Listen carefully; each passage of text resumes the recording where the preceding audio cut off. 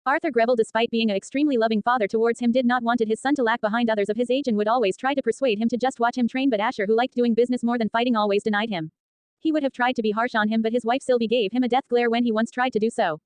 Dad, it's not like that. I just found my motivation to awaken myself, but if you don't want me to do it, then never mind, bye.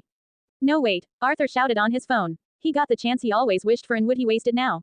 Hell no. Arthur was a smart man. He knew if he questioned his son anymore, he would definitely lose his motivation he just found towards awakening. I will tell Stephen to arrange everything. Don't worry, everything will be ready by tomorrow. Asher wrapped up the call and decided to call Emmy and ring the bell in his room. Emmy was his personal maid who was 20 years old. She had curly brown hair and a slender figure. She was a beauty who would probably make you turn back and look at her a few times. Although she was a maid, she was also the personal guard for Asher, directly appointed by his mother. She was raised as an assassin for the Raven House and came with Sylvie when she married Arthur Greville. Young master, you called for me? Emmy asked Asher. Arrange the car, we are going out for a drive after an hour, Asher asked while taking out a notebook from his drawer. As you wish, young master, Emmy said while going out to get things done. After Emmy walked out of his room, he decided to note down some future events and relevant people that will happen in the near future. I clearly remember what will happen in the next 14 years from now and what will happen in 3 months from now, Asher said with a smirk on his face. Asher was not the one who would change the future, only a little bit so that future will remain predictable. It was just not his style. He was the person who liked chaos, and peace was never an option with him. He was a villain through and through. If he didn't have something in his control, then he would probably make it so that everything was under his control. And after the 1 hour of him writing some stuff down in a language which only he would understand, for others it would simply seem like some doodles of kid. He walked out of his room in a white t-shirt and black jeans. Emmy, is everything ready? Yes, young master. Where do you want to go? Emmy asked while signaling the other bodyguards to move to their positions. Go to Harkin's agency. I want to buy some things, Asher while walking towards his Rolls-Royce Phantom, which was of black gold combination. Asher got in his car and Emmy sat in the front seat to protect him in case of any danger. The car moved out of the Greville mansion, which was quite big, covering what it seemed half a kilometer around it. The Greville mansion was surrounded with gardens and security everywhere, and all the servants of the house had their accommodations built around the mansion itself so they can live with their families and do their jobs at the same time. Asher was moving towards west of Sorin City, capital of Samaria. If you looked above in the skies, there were floating islands in the sky of Sorin near its center above a huge building in which was covered with crystal mirror-like barriers in the shape of an oval. This building was called the World Academy, the place where Asher was looking, thinking about all the chaos he was going to create. This time that academy will be the place where this world will shake under my name, Asher thought while staring at one of the floating islands. After half an hour of drive, they arrived at 50-floored building which was called the Harkin's Agency. This was where all of Samaria's property-related transaction and land-related auctions were done. Sorin, despite being the capital city, had a lot of unclaimed land in the forms of mountains. Most of the mountains were filled with beasts and were used as training grounds by the World Academy and the rest of the elite families of Sorin to get them used to fighting in similar environments. Usually the mountains which were empty of any beasts for hunting purpose were sold to others for their own commercial use. So once in a while some mountains were sold if the previous ownership wanted to sell them. And Asher was going out to buy one such property which would become one of the most problematic source for the Greville family in his previous life. Asher arrived at the Harkin's Agency and got out of his car with an entourage of bodyguards behind him. Emmy had already made a reservation, so Harris Harkins, who was supervisor of the Sorin branch of their company, was already down in the hall waiting to greet the infamous heir of Greville family. Greetings, young Master Greville, Harris asked with hurried but calm voice because he was aware of the cold devil and his retaliations. Relax, Mr. Harris. I am here to see some properties to buy. Can you show me what lands are available for auctions? Asher asked Harris with his same indifferent face. Harris was obviously nervous because he couldn't read the expression of this young boy and he did not want to get in trouble with the Greville family, which was too great compared to their Harkins family, so he hurriedly told his secretary to arrange the best VIP rooms for them to chat. Please come this way, young Master Greville. I hope some of the property are to your likings. Asher followed them to the 47th floor, which was reserved for VIP only, and sat down on the sofas in very cozy but professional-looking room. He was served some snacks and desserts, but he didn't bother eating them, which made the secretary a bit worried, thinking it was not to his likings. Mr. Harris, can you show me the catalog for the upcoming auction, please? Yes, young Master Greville, this is the list of properties which will be auctioned the coming week. If you like any one of them, just tell me, we will give it you without auctioning it. Harris, clearly being an opportunist he was, wanted to build a connection with Greville rather an immediate profit. What a clever man, Asher smirked in his mind. Don't worry, I wanted to participate in the auction anyways, I was just seeing if there is any property which piqued my interest.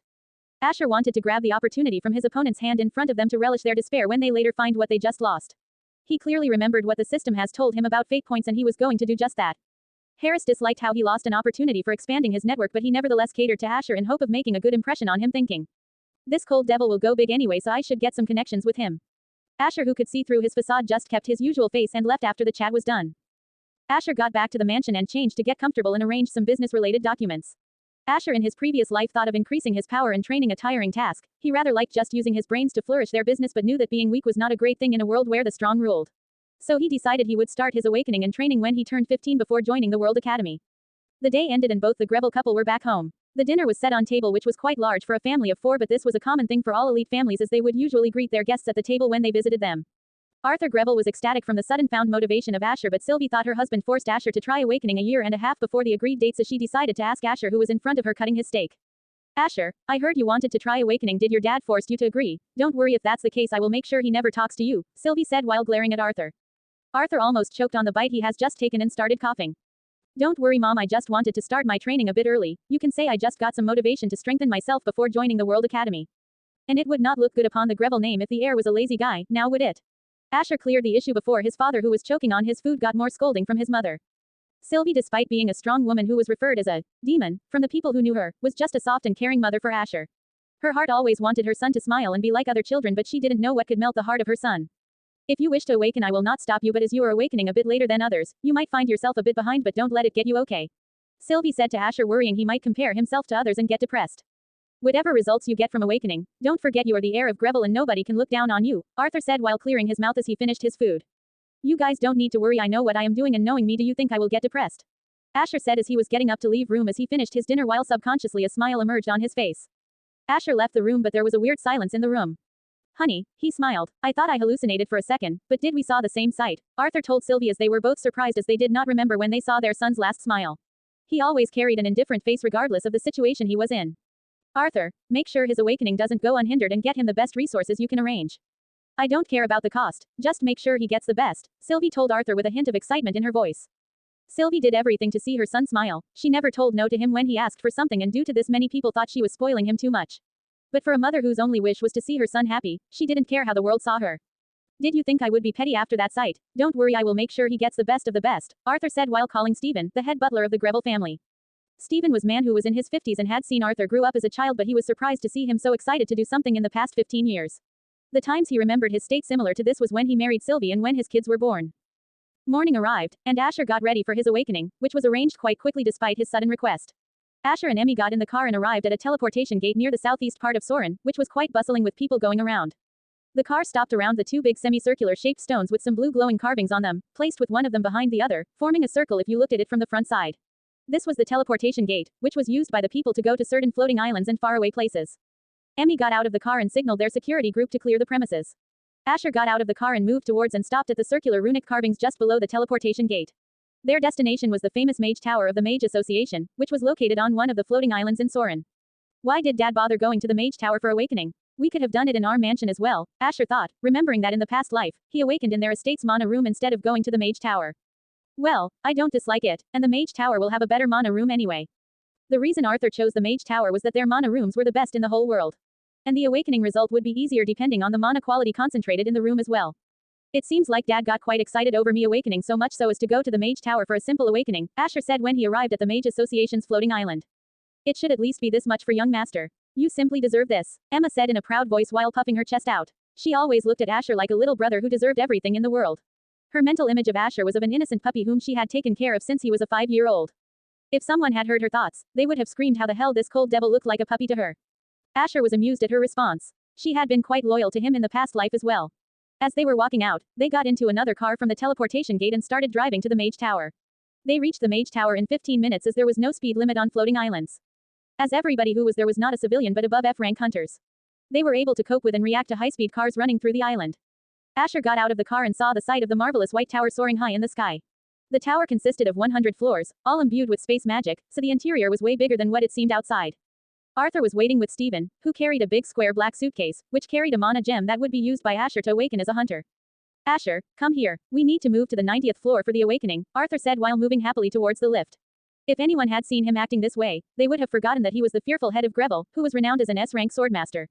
They moved towards, passing through several floors and finally arriving on the 90th floor. Typically, the mana floor of this floor was reserved for the S-rank hunters of the world. Arthur used his special privileges and pulled some strings, and with a little bit of threatening, voila, it was done. Dad, you know that this will cause some headaches in the future. Asher knew Arthur has probably pissed quite a bit of people to use these exclusive room just for an awakening. Ha ha ha ha ha, don't worry, this much trouble is nothing for us, and if somebody wanted trouble they can always come and greet my sword, Arthur said with confidence.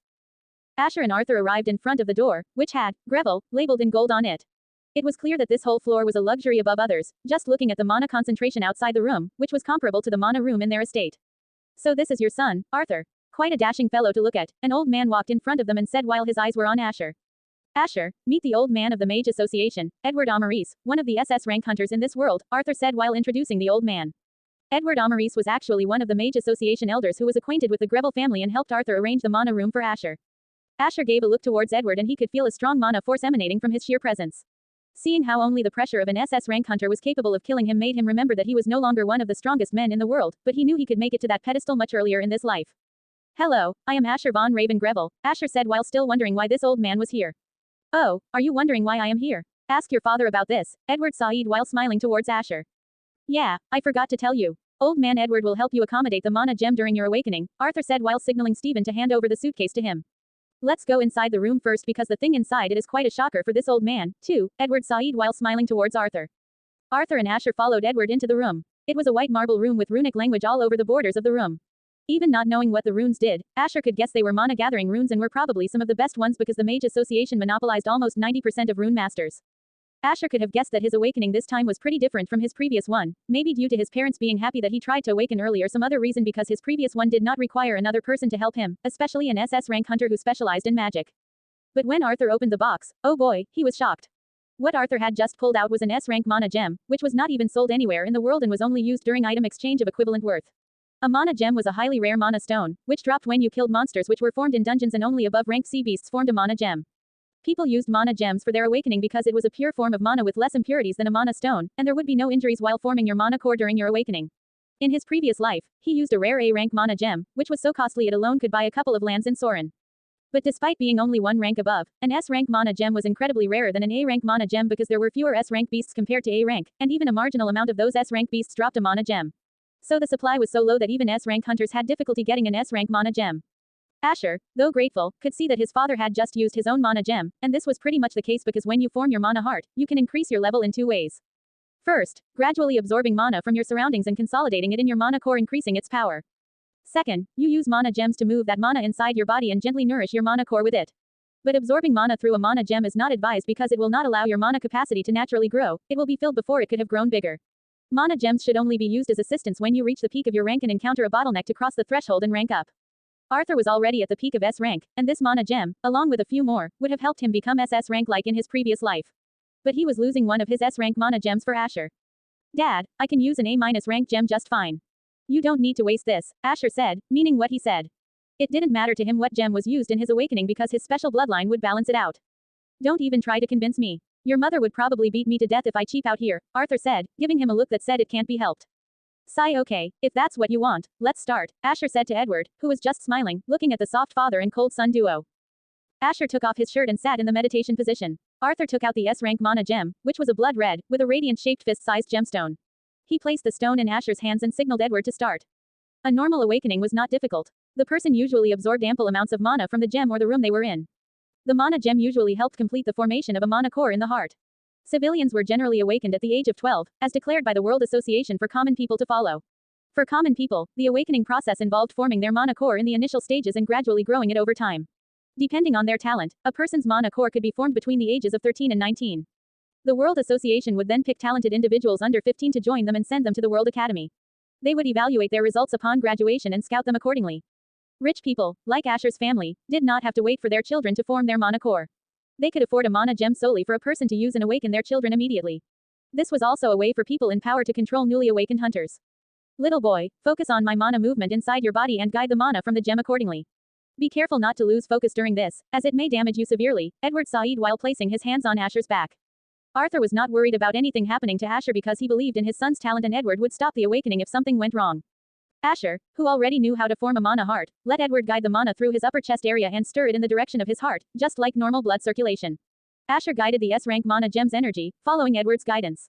Even Edward was surprised by how quickly Asher got used to his mana circulation. He was now sure another genius had been born into the Greville family after the birth of that monster. A milky white energy started gathering near the center of Asher's heart and soon a grain-sized crystal formed. Asher kept giving more mana and circulating the rest of the mana through his body. The awakening process had two parts. First, you needed to form a mana core in your heart, which was called mana heart formation. Second, you needed to guide the rest of the mana through your veins and remove impurities from your body. As mana was the fuel and the body was the vessel that contained it, it was very important to make your foundation as strong as possible during the awakening. Asher wanted to improve his foundation even more than the last time. Edward saw that he had formed the initial mana core in his heart and was cleansing the impurities, so he stepped back and let Asher continue. Black, goo-like substances began to come out of every pore in Asher's body. Due to the special room, the impurities disappeared as soon as they touched the floor. The process of laying the foundation was more painful the longer it took. A normal person would only endure it for 5 minutes before ending the ceremony. A genius might endure it for nearly an hour. After some time, Arthur started to worry about Asher as it had been nearly 4 hours and he was still sitting there. Blood was coming out of his pores to replace his newly formed blood from the formation of the mana heart. His veins were bursting and repairing at the same time. All the fat on his body was now gone. What kind of monster is he to endure this much pain without even showing a hint of change in his expression after lasting this long? Edward thought to himself. The last record for the longest foundation process was held by none other than Asher's grandfather, who was one of the 11 SSS rank hunters in the world and endured for 4 hours and 30 minutes. They were anxious, but hoping that Asher would somehow break his grandfather's record. During all of this, Asher was experiencing mind-numbing pain, which was familiar to him. In his previous life, the methods he chose to become strong always involved some kind of self-harming ability that caused him so much pain that he was always barely maintaining his sanity.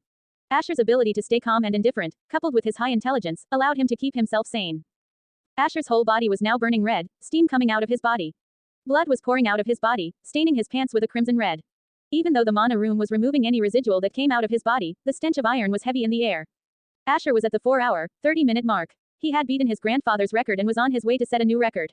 Arthur was happy to see his son's talent. He was already thinking about Sylvie's happy face when he told her about this.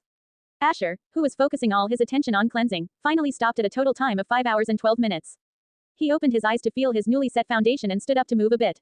He knew he had outdone his previous self, who had lasted only 3 hours and 20 minutes. By no means that was bad, even a genius would last around an hour, and even in his previous life, Asher would have been in the spotlight. However, there were already quite a few highly talented youths who had lasted around or more minutes than Asher. His generation was praised by the whole with the nickname of Generation of Monsters. Nobody knew why so many talented individuals were born in the same generation. But now, Asher had outdone those talents and also broken the record of his grandfather, Nathaniel von Greville, who was also known as the Sword God. Congratulations, Arthur. Another monster like Nathan Greville has been born into your family, Edward said to Arthur, gesturing with his hands in a wave-like motion towards Asher. Suddenly, all the blood-stained clothes were cleaned of blood, and all of Asher's sweat was gone.